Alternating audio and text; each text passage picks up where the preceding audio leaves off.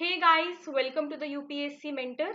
आज मैं आपके लिए लेकर आई हूँ last 7 days strategy to clear CSAT 2025। मैं यहाँ पे आपको वो स्ट्रैटेजीज बताऊंगी जो मैंने खुद पर्सनली फॉलो करे, जिससे मैं सीसैट 4 बार क्लियर कर पाई। आप यहाँ पे मेरी मार्कशीट देख सकते हैं। मेरी 2022 की मार्कशीट है, जब मैंने सीसैट में जाके 101 स्कोर किया था, जो एक एक्सेप्शनल स्कोर था। सीसैट की वजह से मल्टीपल लोगों का इस साल पेपर रुका था। ऐसे लोग थे जो 100+ यहाँ पे जीएस में ले आए थे, बट सीसैट में 66 स्कोर नहीं कर पाए थे। यहाँ पे मैं 101 स्कोर लेकर आई थी।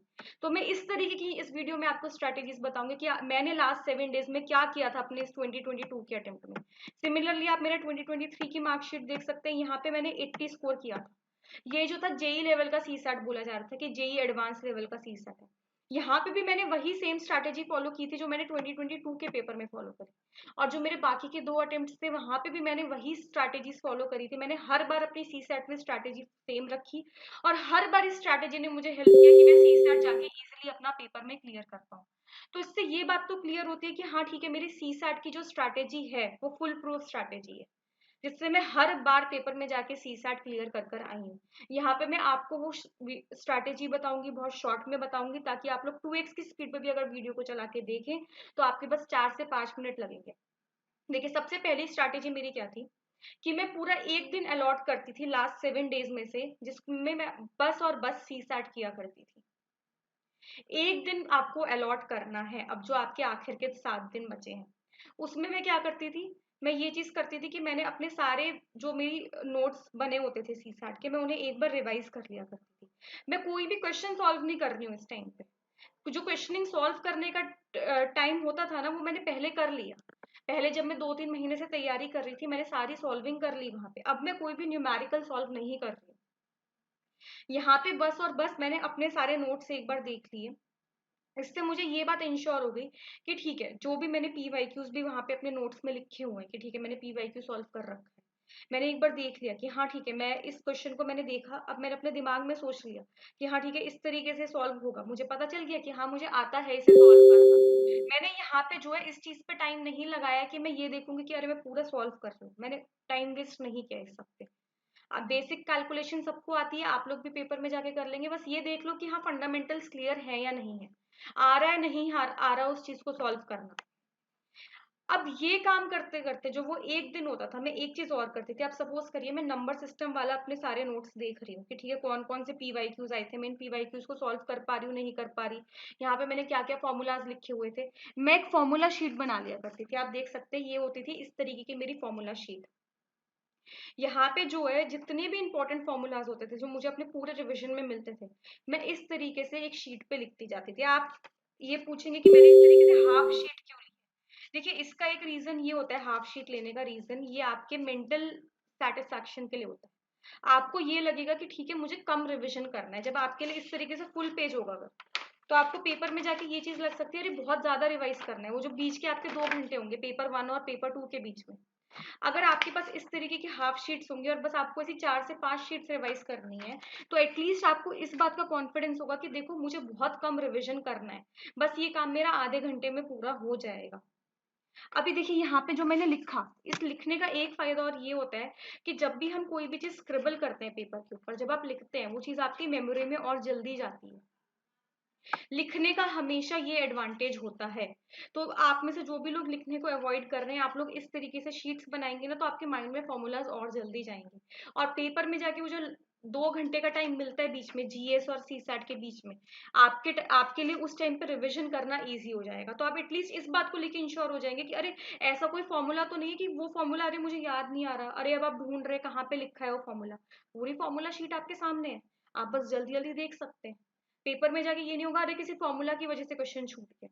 और क्योंकि लास्ट 7 डेज में से एक दिन निकाल के आपने पूरा रिविजन भी किया है, तो आपको ये भी हो जाएगा कि ठीक है, मैं किसी चीज को भूला हुआ या भूली हुई नहीं हूँ। यहाँ पे जो भी मैंने पढ़ा था ओवर 3-4 मंथ्स इन सीसैट, वो हर चीज मैंने रिवाइज कर ली है। सीसैट रिवाइज करने के लिए एक दिन आपके लिए इनफ है। अब देखिए, यहाँ पे मैंने आपको 2 चीजें बता दी है। नंबर 1 थिंग इज कि मैं एक दिन निकालती थी सीसैट रिवीजन के लिए। नंबर 2 इज कि जो मैं फॉर्मूला शीट्स बनाती थी, जो आप सब लोग भी बना सकते हैं, आप उस एक ही दिन के टाइम में से बना सकते हैं। साथ साथ में बस आप लिखते जाइए, आपकी 4 से 5 शीट्स इस तरीके से बनेंगी। नंबर 3 थिंग इज जो मैं करती थी, वो ये है कि मैं रीडिंग कॉम्प्रिहेंशन में भी यहाँ पे थोड़ा सा कीवर्ड्स को एनालाइज कर लिया करती थी कि ठीक है, एक बार मैंने देख लिया कि मेरे माइंड में रिफ्रेश है या नहीं है, कि इन्फरेंस का मतलब क्या है, एजम्पशन का मतलब क्या है, इम्प्लीकेशंस का मतलब क्या है, मैं कहीं इस सब में गलत तो नहीं जा रही हूँ। इससे आपके बेसिक सब रिवाइज हो गए हैं यहाँ पे, इससे ज्यादा आपको कुछ करने की जरूरत नहीं है। इसके बाद क्या होता था, अब पेपर की तैयारी स्टार्ट हो गई कि मैं एक बार बैठ के ये सोच लेती थी कि मैं एक्चुअल पेपर में जाके किस तरीके से करने वाली हूँ। जैसे मैं खुद पर्सनली क्या करती थी कि मैं पेपर में जाके शुरू के 45 मिनट्स में रीडिंग कॉम्प्रिहेंशन को सॉल्व कर लिया करती थी। मुझे मेरा एक्यूरेसी रेट पता है कि रीडिंग कॉम्प्रिहेंशन में अच्छा है, मैं 27-28 क्वेश्चन अटेम्प्ट करूंगी तो मैं वहां पे 22 तक सही कर लेती। तो मुझे शुरू के 45 मिनट्स में एक अच्छा खासा कॉन्फिडेंस आ गया कि देखो मैं अप्रॉक्स 50 मार्क्स स्कोर कर चुकी हूँ। अब मैं उसके बाद क्या करती थी, मैं पूरे पेपर को देखते हुए जाती थी कि ठीक है, सपोज करिए कि मैं नंबर सिस्टम से यहाँ पे रिमाइंडर को बहुत अच्छे से पढ़ के आई हूँ। मैंने देख लिया, अरे मैं पूरे पेपर को यहाँ पे पलटती जाती थी और मैं देखती थी नंबर सिस्टम का क्वेश्चन कहाँ पे है। मैंने इस टॉपिक को पढ़ा है, मैं उसे जल्दी से सॉल्व कर देती थी, या मुझे मिल गया पेज पलटते पलटते कोई क्लॉक्स का क्वेश्चन मिल गया, मुझे पता है मेरा बहुत स्ट्रॉन्ग एरिया, मैं जल्दी से उसे सॉल्व कर लिया करती थी।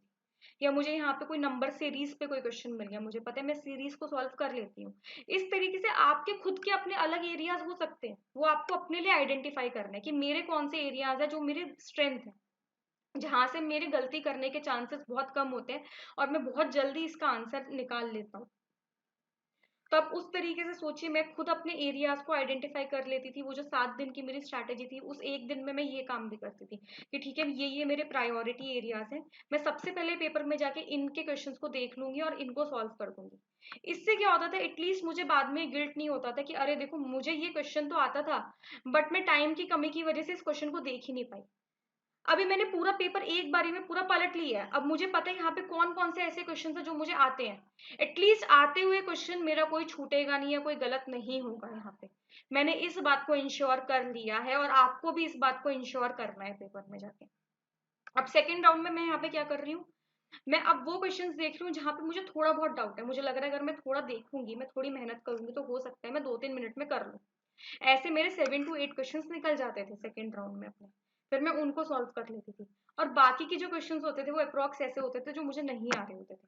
तो देखो ये यहाँ पे जो मैं 101 स्कोर भी लेकर आई हूँ ना, मैंने पेपर में जाके जो है यहाँ पे 55-56 ही अटेम्प्ट किए थे। बाकी के जो 25 क्वेश्चन थे वो मैंने देखे भी नहीं थे पेपर में जाके, कि मैंने बस ऊपर ऊपर से देखा, मुझे लग रहा है मुझे नहीं आता, मैंने छोड़ दिया। ऐसा नहीं था कि आपको सारे क्वेश्चंस आने जरूरी हैं, आपको बस ये आइडेंटिफाई करना है कि मुझे क्या आता है, मैं क्या पढ़कर आया हूँ या आई हूँ, और अब मुझे उसे जल्दी से सॉल्व कर लेना है इधर जाके। अगर आप इस चीज को करेंगे तो आपका बहुत अच्छी स्ट्रैटेजी बन जाएगी, जिससे आपके सीसैट क्लियर होने के चांसेस मैक्सिमम हो जाएंगे। तो ठीक है guys, this was all from my side. मैं जो भी कुछ सीसैट में जाके करती थी मैंने आपको हर चीज बता दी है, कि मैं 7 डेज में क्या करती थी, मैं पेपर को किस तरीके से अटेम्प्ट करती थी, मेरा वहाँ पे माइंडसेट क्या होता था। अगर आपको ये वीडियो पसंद आई हो तो प्लीज़ चैनल को सब्सक्राइब करिए, वीडियो को लाइक करिए, ताकि हम आपके लिए इस तरीके की वीडियोस और बना के लाते रहें। Thank you so much.